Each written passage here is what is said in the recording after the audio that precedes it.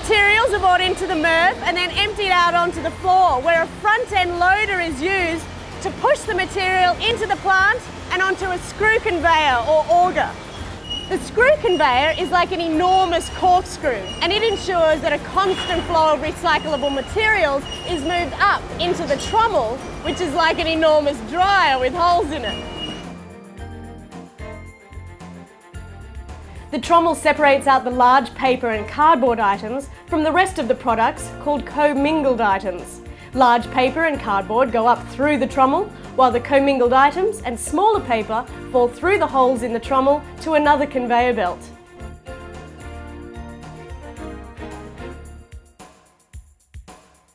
The larger paper and cardboard comes out of the trommel onto a conveyor belt where it's manually sorted to ensure that no other commingled materials are present. The paper then gets baled. The smaller paper and other items that fell through the trommel holes move on to a special conveyor called a bounce adherence conveyor. Paper, because it's lighter, moves up the conveyor, whilst the heavier containers fall backwards to the bottom of the conveyor for further sorting. The paper is then hand sorted to make sure no other waste materials are mixed in with it, then baled with the other paper. The commingled materials that have fallen to the bottom of the bounce adherence conveyor go under a large magnet to remove the steel cans and aerosols, which are then held in a storage cage in preparation for them to be crushed and baled. The next material separated out is plastic. This is removed by hand.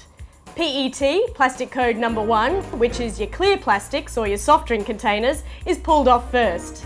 Then HDPE, plastic code number 2. This is milk bottles and laundry containers. Followed by mixed plastic, plastic code number 3, 4, 5 and 6, including yogurt pots, margarine containers and ice cream containers. They are thrown into specific chutes and sucked up by an air current and placed into holding cages. From these holding cages, the plastics are ready to be baled into individual plastic types. Aluminium cans and non-glass material are sucked off the conveyor belt and passed over an eddy current. The eddy current acts like a giant magnet, but instead of attracting the aluminium, it repels it, sending aluminium cans tumbling into a cage. From there, they are crushed and baled.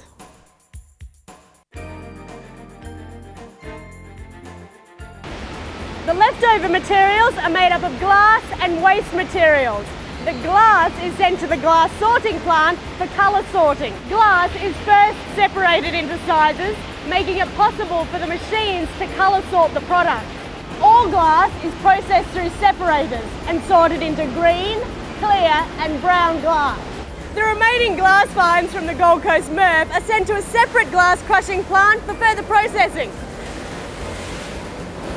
The fines move through a rotating trommel where they're screened to remove things such as bottle tops and large paper items.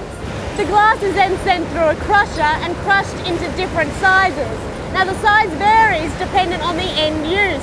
It's used in a variety of markets from sandblasting to brick glazing and drainage systems. The leftover waste materials are sent to the waste compactors for landfilling. Certain materials should not be placed in your recycling bin. Some of these materials simply cannot be recycled. They include nappies, ceramics, oven-proof dishes, broken mirror and plastic bags. Other items such as timber and large steel items can be recycled, but not in your recycling bin. Just take them to your nearest transfer station.